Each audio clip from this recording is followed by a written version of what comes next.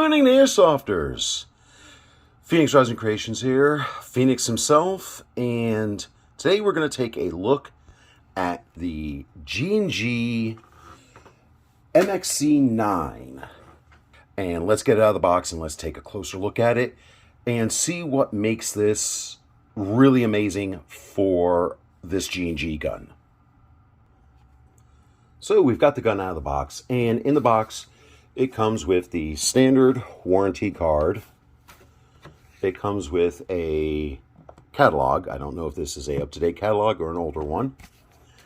And it comes with a insanely huge instruction manual in many languages. So, and as y'all can see, because I won this and it was on the 10th anniversary of Rev for me, I did have Swamp Sniper himself sign it for me. I will use this gun. When I use this gun, I'm not sure. It might be at another Wasteland event. It may just be for normal gameplay. But let's get into the gun. It also comes with 2 magazines. And I believe this is a 130 round magazine. This is a 9mm gun. These are mid-cap mags. There's no winding to them. And I've kind of, over the years, recently in the last year, I've found the joy of mid-cap mags. When you're moving around, you don't hear a lot of rattling. And you might have to carry a few extras. But one of the cool things that I like about these mags, and you can see here, if we can get it to focus in, there is a clear window. So you can see when you're loaded and as you're firing how many rounds. You know, once you get past this section, you're probably going to be running low. And then you have this nice extended version, which is, I believe, a 180 or a 190 round mag.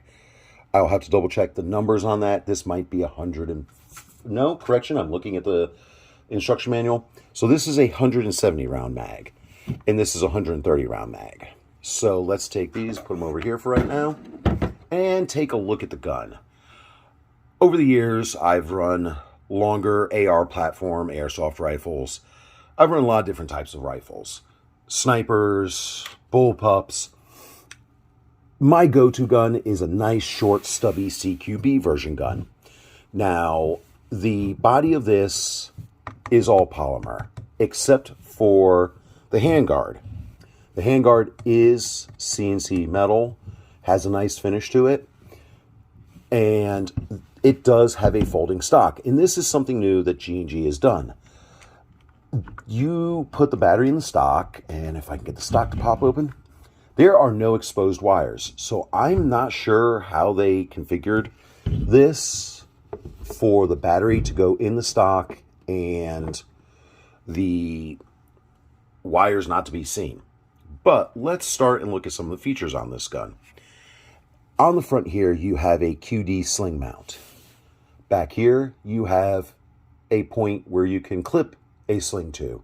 And then on the back of the stock, you have another QD sling mount. So you have options for how you want to sling the gun.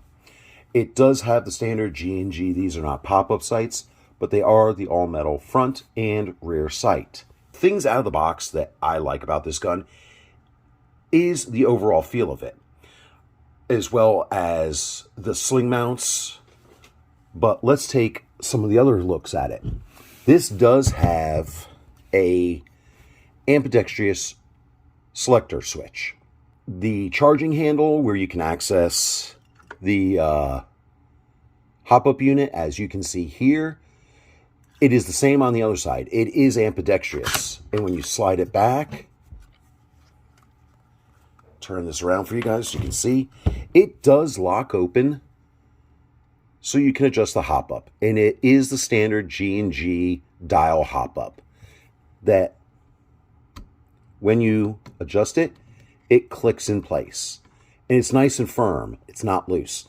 And that's a good thing. So once you've got the gun set, the hop-up set, you're good to go. It does have this nice big amplifier. Reminds me of the G&G Wild Hog and a few others that they made. And like I said, it is ambidextrous for the charging handle. I kind of like that scissor feature on it. Also, to release the charging handle and close up the ejection port, on both sides right here is the release. So you just press that down, and the charging handle goes forward and the ejection port covers. So your hop-up unit is not exposed. I like that feature that locks it back. And like I said, you can see here's the selector switch on the other side. Also, when you go to put the magazines in and remove them, let's see if I can keep this in frame. When you slide this in, give it a good tap in. Some of the guns that have the 9mm mags like this, it's not a straight mag, it is a curved mag. You kind of have to feel for the button to remove the mags. I'm gonna flip this upside down, and I don't know, and as you can see, I have not even removed the tag from this yet. There is, in here, there is a nice big opening for your finger to go into. So you're not trying to fumble to try to depress that. You can get your finger up in there and push that and pull the mag out. Comes out very easily. Now, looking at the stock on it, the stock is, it blew my mind. It collapses. And we'll turn her back around. So when you take it from being collapsed, you have this, it locks in place. It is nice. It's not going anywhere. But looking at it, it also has an adjustable cheek rest that goes in 3 different heights. You got to be kind of, locks in place. So you can adjust this from just being flat like that to up.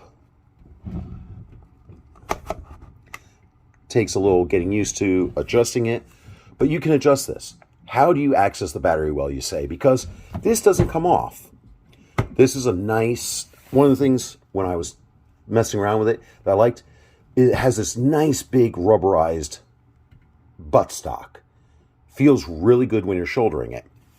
We'll get to the battery compartment here in a minute. Also, you can extend the buttstock.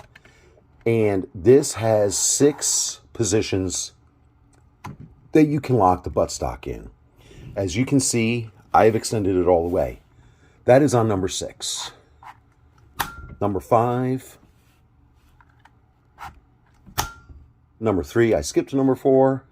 And then we'll go back to number 1. So, depending on the length of your arm, if this is for someone with very short arms, you can keep it, all the way in. Or if you have long arms, you can extend this all the way out. Now, how do you get to the battery well, you say? Well, I did have to read the instruction manual for this one. And this is something cool because you press up in here. You may not see it, but right here, there is a button. You depress this button and it releases the cheek rest. And in here, you have your battery compartment. For a, let me reach behind me because I believe I have a battery sitting back here.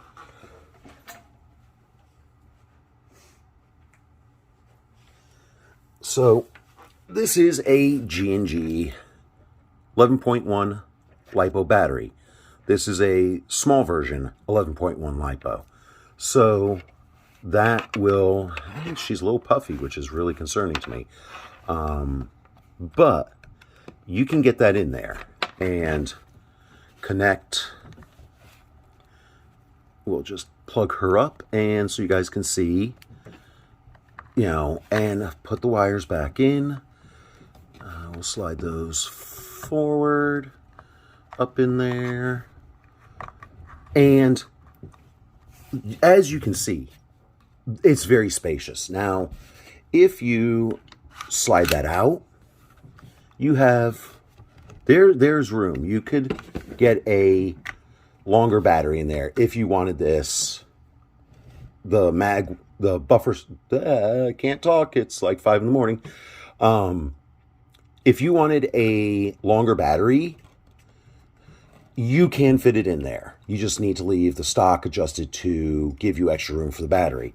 And that is amazing that you can run this short with a short battery or extend it halfway out or all the way out for a longer battery. That is a really cool feature. And this does have a blade fuse MOSFET in it. We're going to put that back and bring the buttstock all the way forward. Put that down. And to put this is the little tricky part. When you go to put this back on, you have to make sure that you get it into these grooves. Like so. And then just press down. And I did not get it in the grooves. So now we have the cheek rest back on. So when this is folded, when the buttstock is folded, to release it. But now looking at it a little closer, there is a little lip right here and here that when you depress this and fold this over, she collapses in on herself and locks. And that's pretty sturdy. I thought this little button on the bottom was to release it. But I'm going to have to see what that button is for. There. It might have something to do with... removing the buttstock. But let's look at some of the other features. It does have a M-LOK front rail. It has plenty of room for fixtures on the top rail if you want to take the sights off, put an EOTech, a scope, a micro red dot. One of the cool features I liked about this, it has a built-in hand stop. So you don't have to go out and get a aftermarket hand stop. It's already there. So if I'm gripping this, my hand can sit right there. And I know it's at the end of the gun.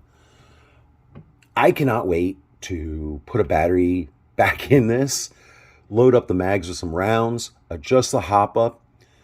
I found with G&G's 3.0s seem to be the sweet spot for the weight of BBs in it, but I will test this with 2.8s, 3.0s, and 3.2s and let you guys know which weight is best for maximum range effectiveness with the G&G MXC 9.